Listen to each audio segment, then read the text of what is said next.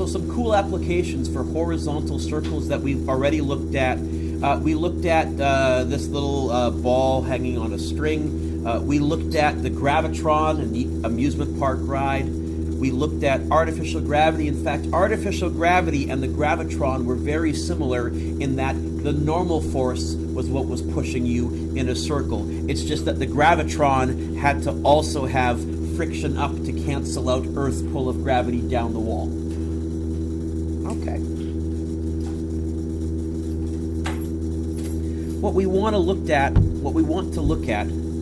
is proper corners. We looked at horizontal circles going around a corner in the last lesson, except nobody builds corners that are flat. Not if we want to build anything at speed. What we do is we put them on an angle. Did I say angle? We're actually not going to go components. You could, but there's a cleaner way to get there. We are going to be using some vector math. We're going to add some vectors together. How would we add them together? We're going to draw them tip to tail.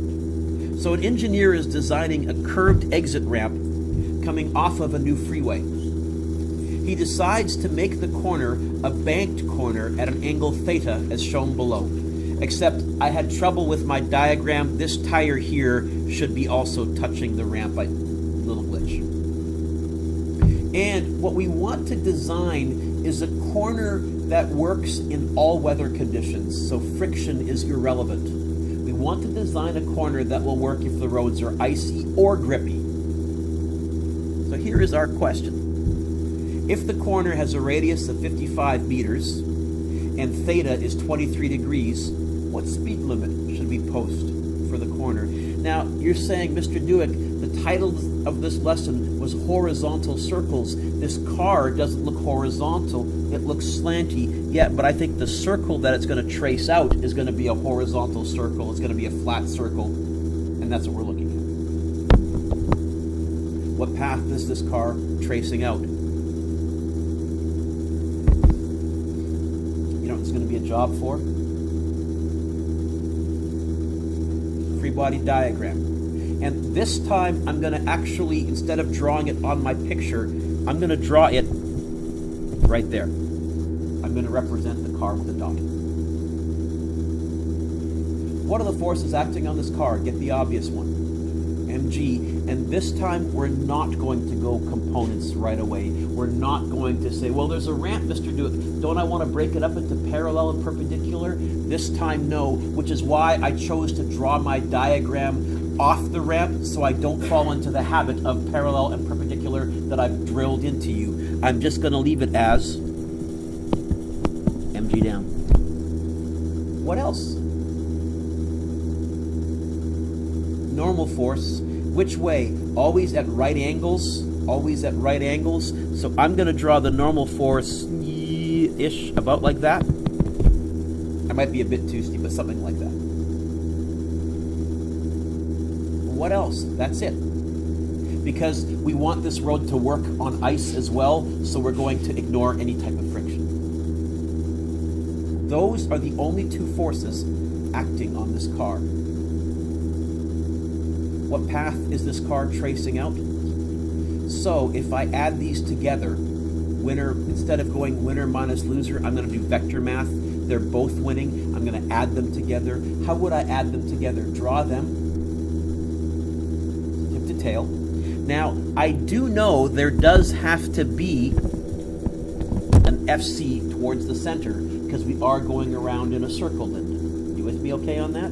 I'm going to draw these two blue forces tip to tail, and whenever I have a yucky diagram, I always draw the easiest force first. Of those two forces in blue, which is the easiest one? Draw that one first.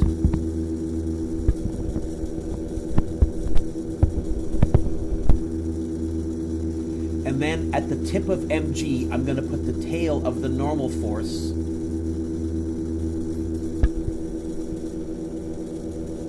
And I know I have to stop right there.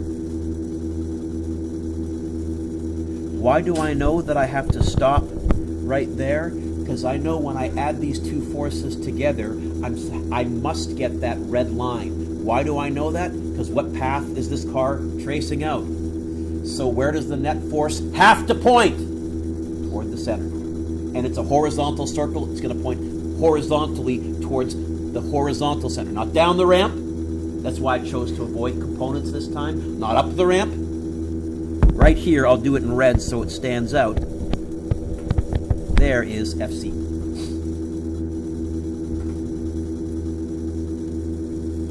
There's my lovely right angle. Hey, is theta in the top right or in the bottom left? Look at the picture and look at how we've drawn it. I think theta is down here. It is. Okay. FC, opposite, adjacent, or hypotenuse. MG, adjacent. Oh, and I'm not pulling out any dumb shortcuts here. I'm not doing any two lines. I'm going to do the trig here. FN, hypotenuse. What does this question want me to find? I've scrolled down. What did it want me to find? The speed limit. Which of those three forces contains a V? Okay, so I'm going to definitely have FC. Which force do I know? Did they give me the mass of the car? No? Do I know G? Yeah? I'm going to start with gravity. I'm going to write a trig function for those two. Don't circle that. I will, just so it stands out. Which trig function has the FC and the MG, has the O and the A in it? All right. Here's our equation. Tan theta equals opposite over adjacent. Get the FC by itself. How will I do that? What will I do with the MG? So I'm going to get mg tan theta equals m. Which version of A do I want to write for circular motion here? The one with the T or the one with the V in it? What do they want me to find? Definitely the one with the V in it. Did they give me the mass? Did they need to?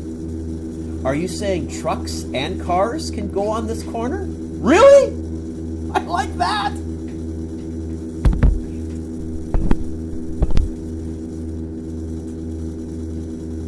And by the way, if we pause on this equation here, as far as I'm concerned, I can ask you to find how fast, or I can ask you to find the radius. If you're an engineer, though, what would you be interested in if you were designing the road? What angle do I need to bank the corner at? And you would go shift tan, and that would tell you the theta. What do we want to find? V? How would I get the V by itself? And then square root. So this idea right here, if you want to, this is the free body diagram for banking around a corner. And I am going to put, at least on one version of the test, a banked corner. There's going to be a banked corner somewhere in your future on a test or a quiz, because it starts out looking so terribly complicated, and then lo and behold, it's grade 9 Pythagoras and trig, and the M even cancels, and you know I love it when that happens.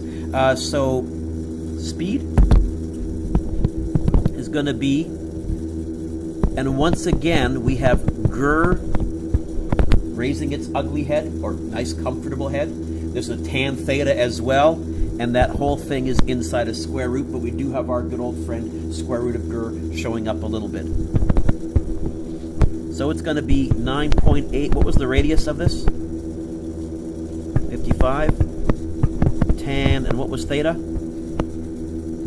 23 degrees. If you watch NASCAR or Formula One racing, for example, where they have banked corners, you better believe they've calculated the exact speed to hit that corner at, and the race car drivers have that all memorized. Yeah.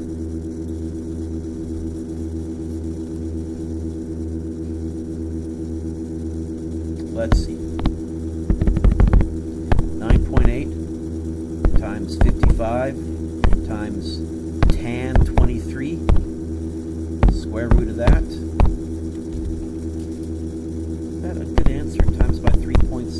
sure. That would be a corner that you could take at at normal speed. You wouldn't have to slow down for this.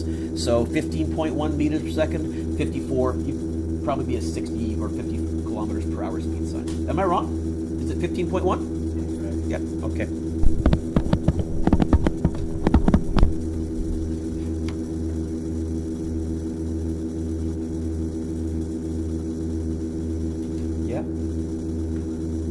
I banked this pretty heavily. This is a race car corner.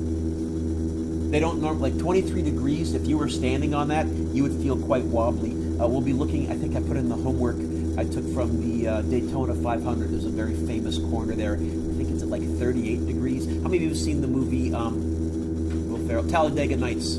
Okay, the scene where he goes crazy and he's running on the track. That track bank, he's running on that famous banked corner, and there's a couple of camera shots where it really is steep. That's why they can go around that corner at 200 miles an hour safe. So, by the way, what if the road is covered in ice?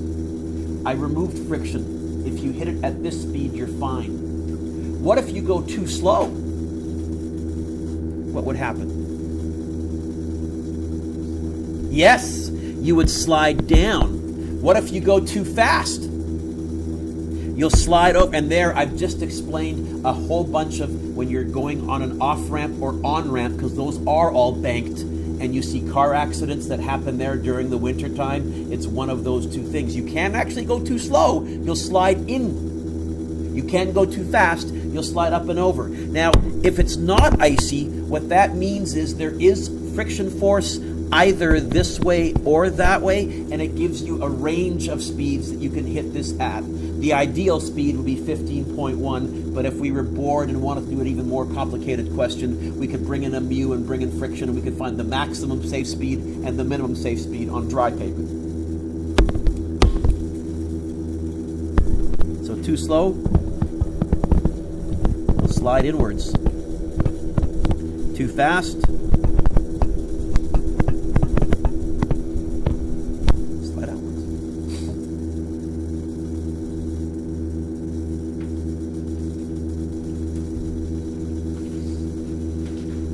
let's do an actual engineer question. So an engineer is designing a racetrack. He has a banked corner with a radius of 165 meters, and he wants drivers to be able to take that corner at a speed of 45 meters per second. If you multiply that by 3.6, you can see I want drivers to be able to go pretty fast around this corner safely.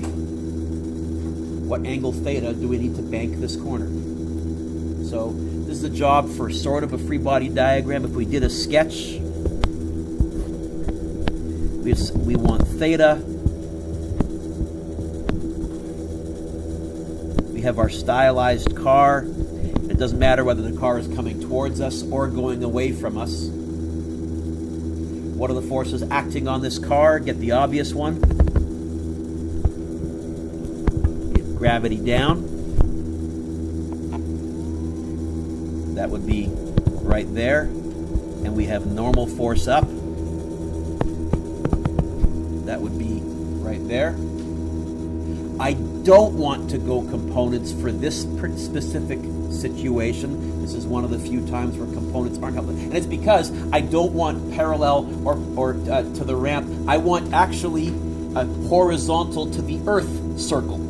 That's why I'm using gravity as my reference, because it's perpendicular to the Earth. It's going to give me a nice triangle.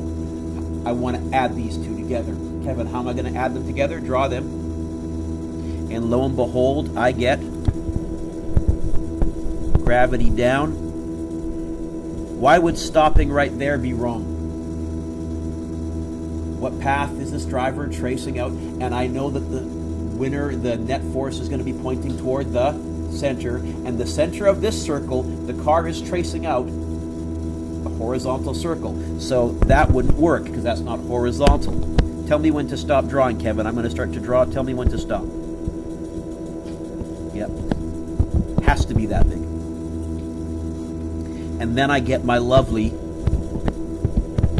in the center. Trust me, that angle is also angle theta. And you do a few of these and you know, oh, is it always tangent? It will be for the simple ones I'm going to throw at you. I'm not going to throw anything weird or Greeky. But I've never bothered memorizing it because it takes 2 seconds for me to do the derivation. and I get opposite, adjacent. Oh, I guess, by the way, could we find the normal force? Yeah? Could. I didn't ask you to. So if I told you mu, could you find friction? Friction is what times what? So I could bring friction, and I'm just never going to. I like the fact that there's an ideal speed to hit these corners at. Which trig function? Tan theta, and that equals FC over mg. Which version of FC am I going to want to use? The one with the V or the one with the T in it? Well, they gave me a speed, right, Braden? So I'm going to use the one with the V in it. You were zoning out. And this time, I'm not going to try and get anything by itself. I want the tan theta by itself because they want me to find theta. So I'm going to write tan theta equals, I'm going to draw a big fraction line. There is an mg on the bottom, yes? What's the equation for centripetal force with the V in it? What? I gotta be fussy, it's not V squared over R. It's M. Don't forget, it's M, okay? So you ready? Say it again, please. M, look up. M, V squared over R. That's how you fit one fraction into something that's already a fraction. The overs go on the bottom, and whatever was on the top stays on the top. Why is that so nice? Is there an M in everything on the top? Is there an M in everything on the bottom? Cars and trucks can go on this corner? Yes, they can. I still have GER, not square root of this time, and it's going to be shift tan of that. Let's plug in the numbers, and then I'm going to go shift tangent. So tan theta equals, what did I say I wanted the speed to be, 45? Yeah, it's pretty fast. Divided by 9.8. Did I say the radius was 165? Has to be a fairly big radius because these cars are going pretty fast.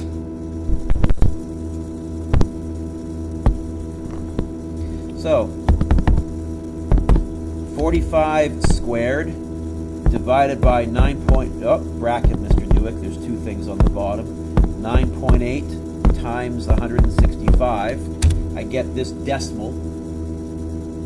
How do I turn that into a theta? Shift tan of that decimal. I would need to build this at a 51.4 degree angle. That's really steep. Because that would be tough for human beings to walk on at that steepness. Anything above 30 degrees, you start to slip and lose your balance, even if you have friction, because your feet can't bend that much at that angle very easily.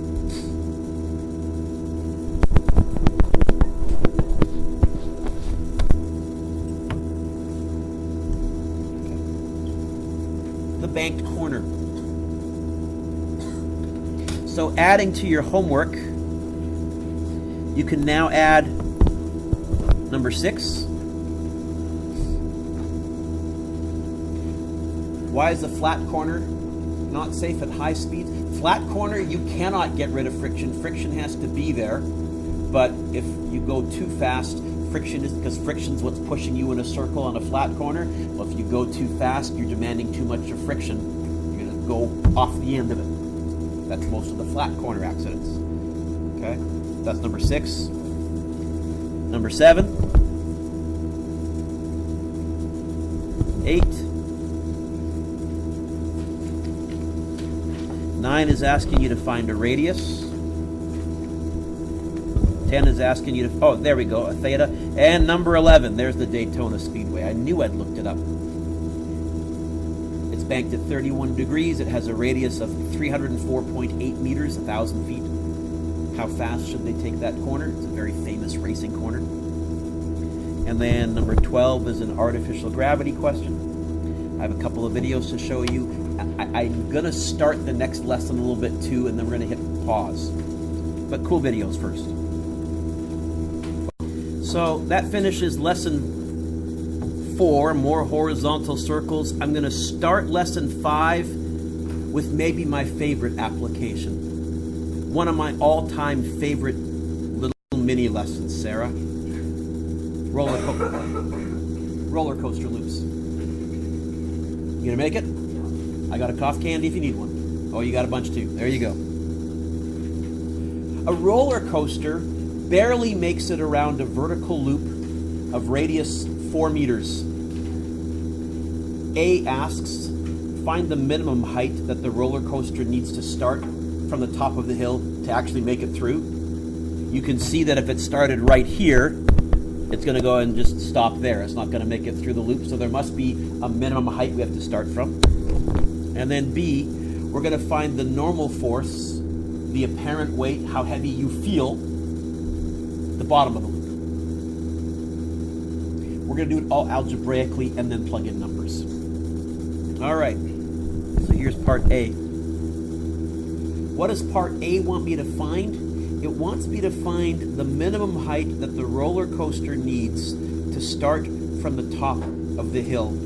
I'm actually going to, well, is there a change in height? Yeah.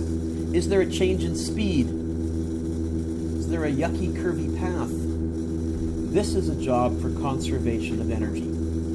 I'm going to call this initial, and I'm going to call that final.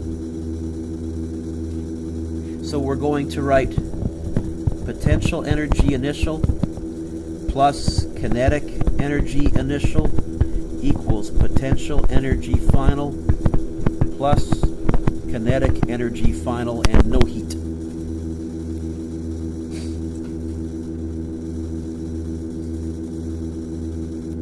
Are any of these 0? Let's assume we start at rest.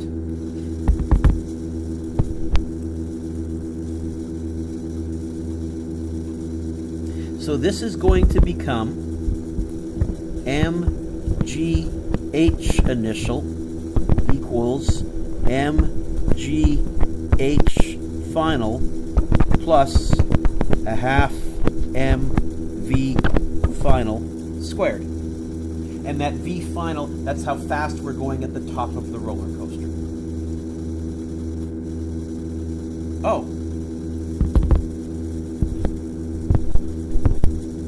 Can little kids and grown-ups go on this roller coaster? Yeah. Will the coaster make it through even if it's just empty? Okay. What am I trying to find, by the way?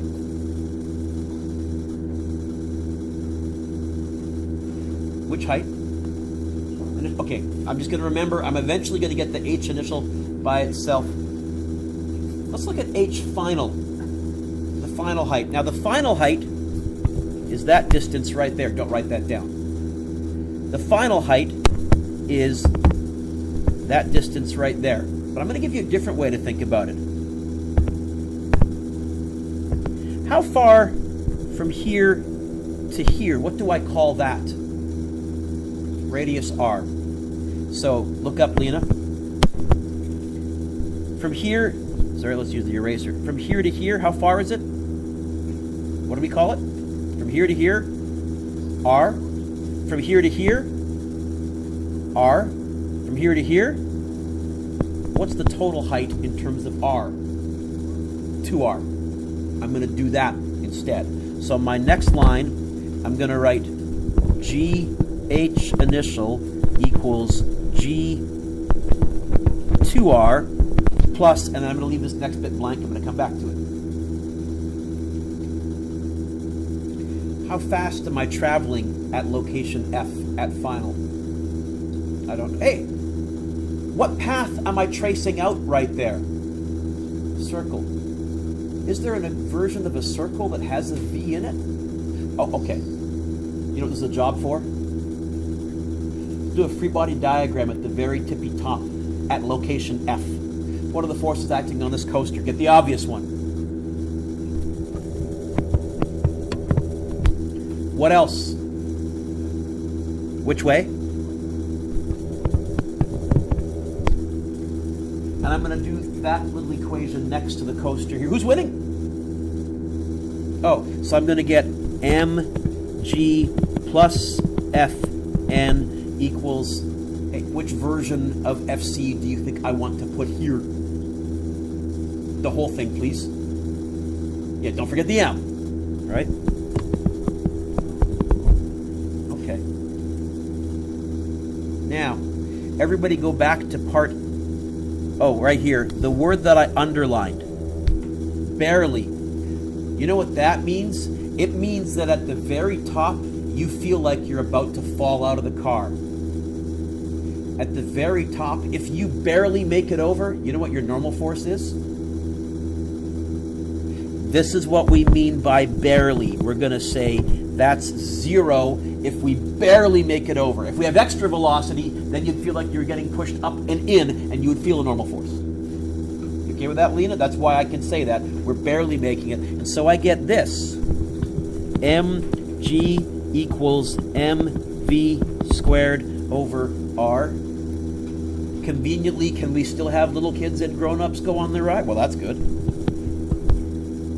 And I was going to get the v by itself, except don't I have a v squared down here? Why don't I get the v squared by itself and just replace that? What's v squared equal to at the top if we barely make it over? And I'm going to stick that in down here. I'm going to get a half Gur. Whoa.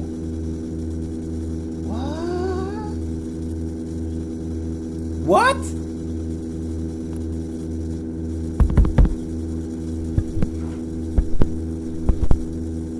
This coaster would work on Mars or on the moon. You wouldn't have to change a thing, aside from the obvious need an atmosphere to survive. But if it was just an empty car with nobody on it and you had Star Trek technology and you beamed this to the moon, that would work. The other reason I love is this is about as clean an answer, Kevin, as we're ever going to get. Look at all the calculations and thinking we've been doing, and we already have the h by itself, by a fluke. We get this. The initial height is equal to 2r plus 0.5r. In your heads, please. What is 2r plus 0.5r? I'm willing to bet ride designers, this would be one of the things that they would have memorized the same way you have F equals ma memorized. Oh, you're building a roller coaster loop? Okay. We better make sure that that first hill has to be minimum 2.5 times the radius. Otherwise, you're not even going to make it through.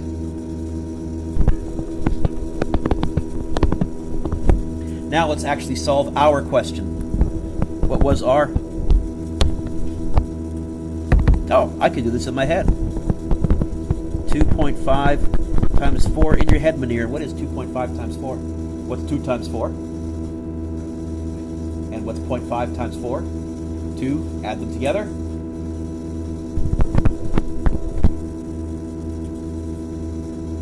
Okay. Now, that's if we barely make it through. If we went higher, we'd have room to spare. But I fibbed to you a little bit. Nobody designs roller coasters this way. You have never been on a roller coaster that has a circular loop. None of you have. And I'll show you why. Brayden, what does B want us to find? Oh. At the bottom, what path is this roller coaster still tracing out? You know what it was the job for? Okay, so it's going to look like this. I have gravity down. This time, the normal force is pointing up. Who's winning? Minus mg equals mv squared over r. Normal force equals mg plus mv squared over r. Do I know how fast I'm going at the bottom? No? Is there a change in height? Is there a change in speed? Is there a yucky curvy path? You know what that's a job for? Conservation of energy. So now, instead of final being right there, I'll let final be right there. I'll ignore the loop. I'll just do top of the hill, bottom of the hill, because that's how fast I'm going. And whatever energy I lose going through the loop, I'll gain it coming back down the loop, because energy is conserved. Gotta go somewhere. Gotta stay somewhere. And I think for that, I'm just going to draw a little line. I think we find out all of your MGH at the beginning equals your half mv squared at the bottom.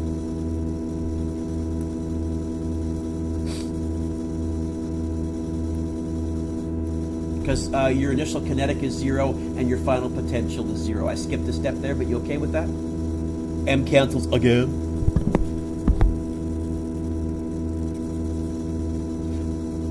Let's get the, why don't I get the v squared by itself?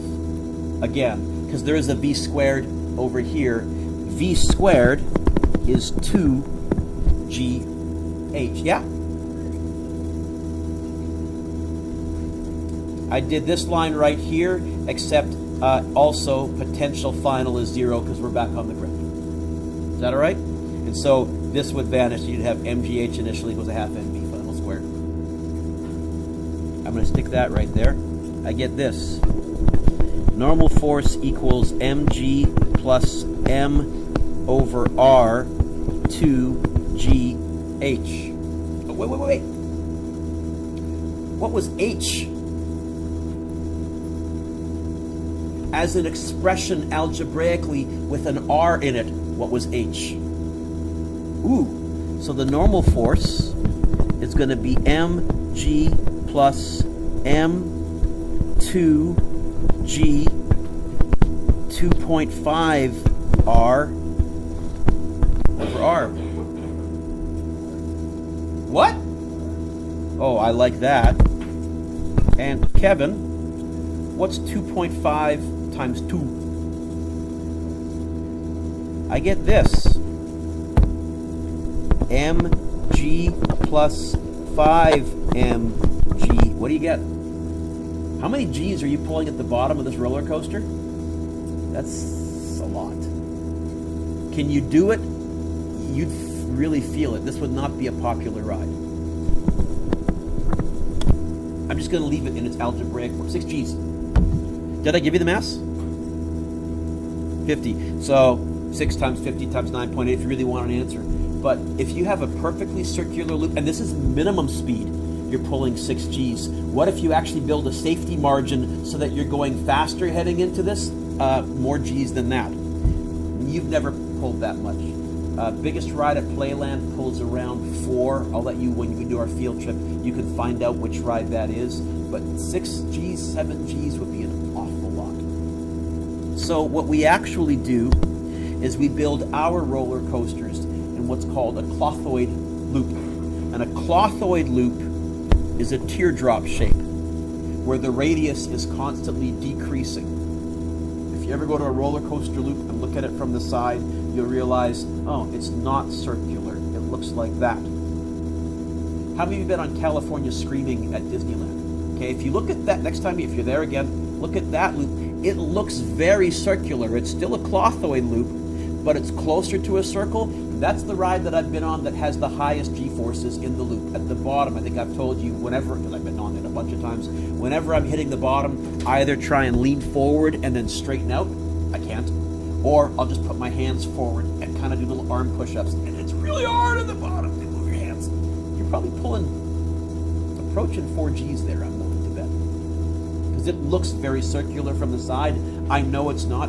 The very first roller coaster loop was built, I believe, in the 1930s at Coney Island, and all it was a big stairway people climbed up, and it was a ramp that did that in a perfectly circular loop.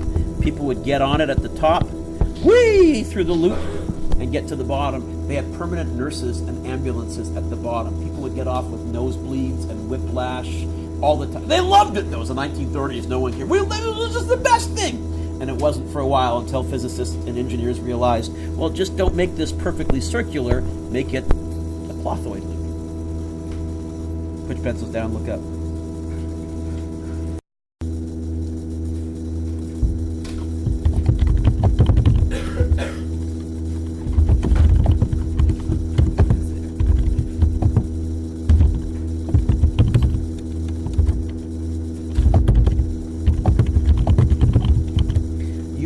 To add to your blue formula sheet the free body diagram for the banked corner from earlier in class, and you may want to even add this lovely 2.5R or some of the notes there as well. I don't know if I'm going to give you one quite this difficult on your test. It's just such a lovely answer where things start canceling. Like, I always love it when someone, what, G's canceling, Mr. Do It? Yeah, it is! I love that when we come to questions that are that clean. Your homework is the take-home quiz and all the questions from last day, which was 1 to 5, and the rest of them, 6, 7, 8, 9, 10, 11, 12. Okay? We'll finish this off next class on Monday. That'll finish the unit. I'll have another take-home quiz for you on Wednesday. Your test is either going to be Monday the following week or Wednesday the following week.